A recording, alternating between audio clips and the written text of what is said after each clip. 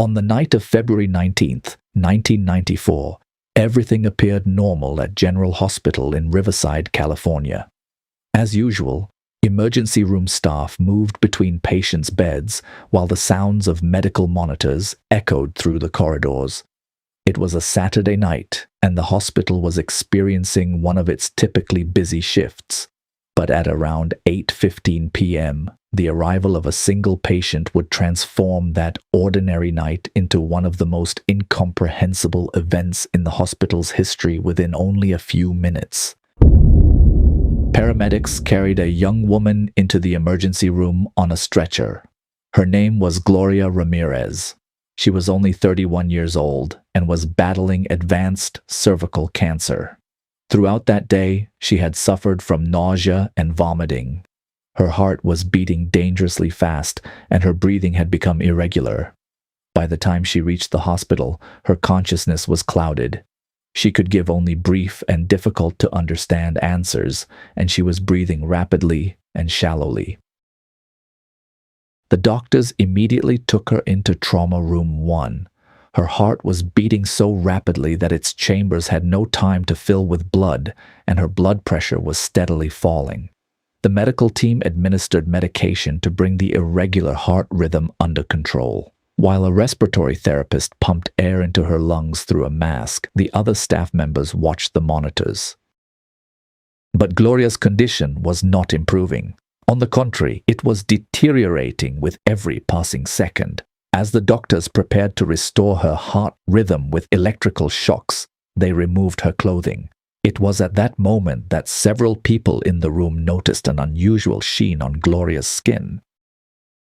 It looked as though an oily substance had been applied to her body. A short time later, a strange odor began to spread through the room. Some described it as fruity, others said it was sharp and smelled like garlic. Encountering unusual odors in an emergency room was not uncommon. Chemicals, medications, blood, and disinfectants could easily mix in the air. For that reason, no one initially considered it a serious threat. Nurse Susan Kane drew blood from Gloria's arm for testing. As the tube filled, she noticed a sharp odor resembling ammonia rising from inside it.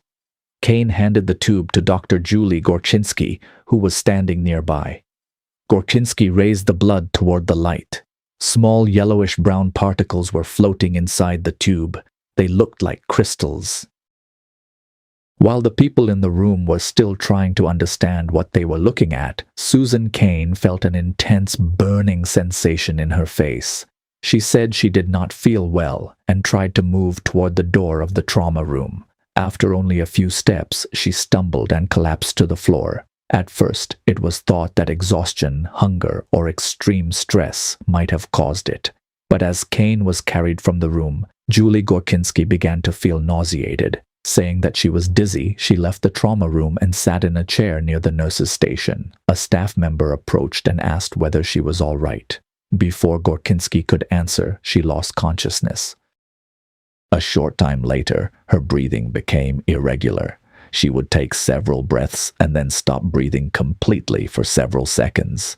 Uncontrollable contractions began to move through her body.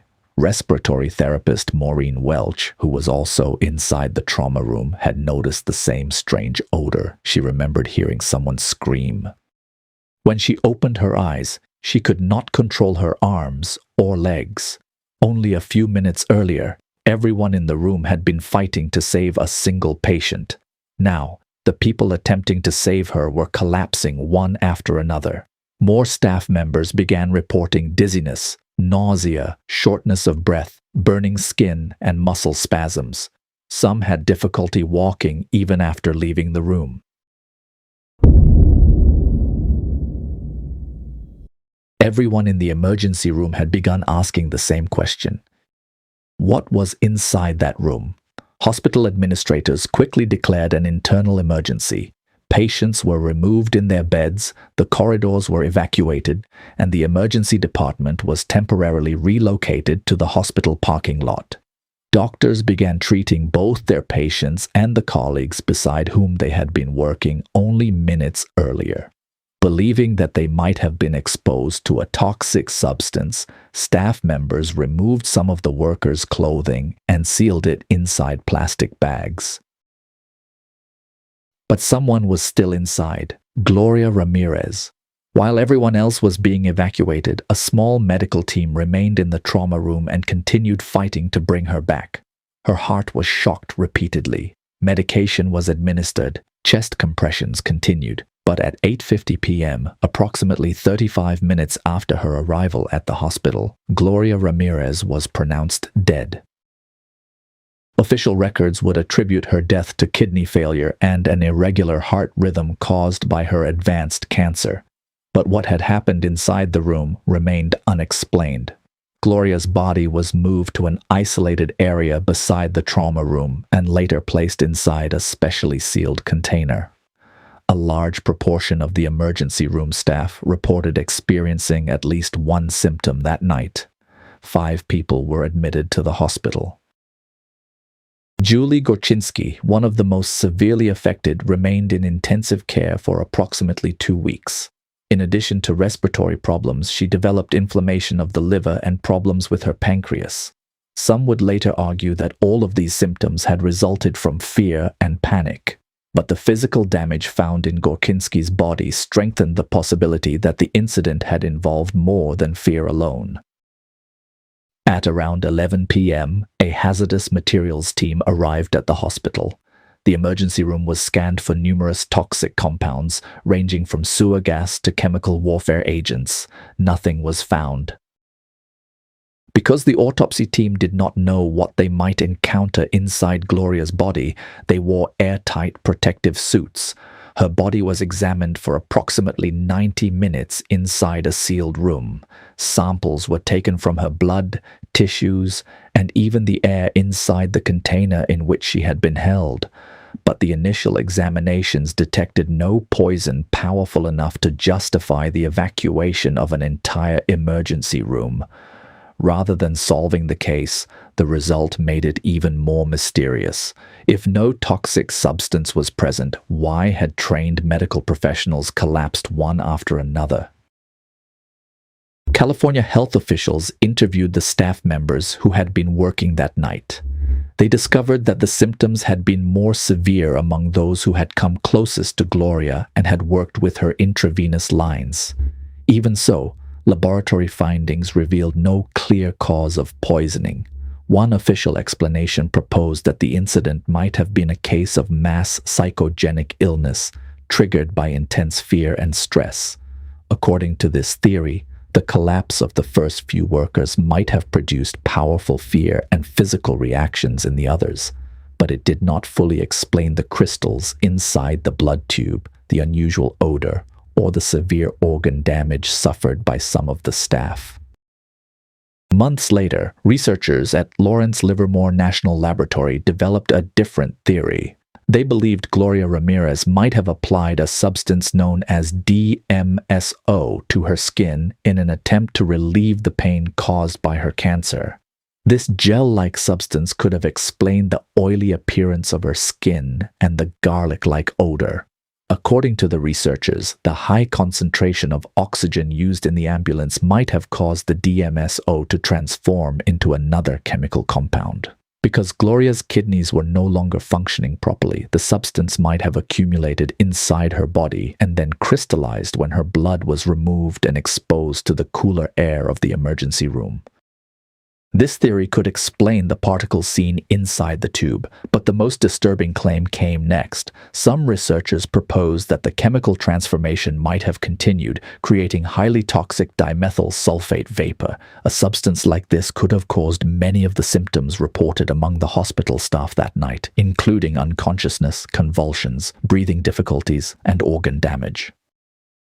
And so the most frightening possibility in the case emerged.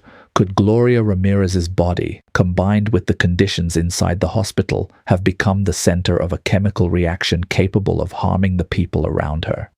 But this theory was never conclusively proven. Some chemists argued that the proposed reactions would have been extremely unlikely to occur at human body temperature and within such a short period. Several eye and respiratory symptoms normally expected after exposure to dimethyl sulfate were also not clearly observed among the hospital workers. Even the researchers who developed the theory did not claim that it was the definitive answer. They stated only that it was a scientific possibility capable of explaining the available evidence. Gloria Ramirez's family rejected the claim that she had used DMSO. They believed that both the hospital and the authorities had failed to investigate the case properly. Gloria's body was returned to her family approximately 2 months after her death, and she was buried at Olivewood Memorial Park in Riverside on April 20th, 1994. Today, the case of Gloria Ramirez is still remembered as the toxic woman incident. Perhaps what happened that night was an extraordinarily rare chemical reaction that would be nearly impossible to reproduce. Perhaps the first few workers were genuinely exposed to an unknown substance, while the fear that followed caused the symptoms to spread through the emergency room in waves. Or perhaps there was something inside that hospital room that the measuring equipment could not detect.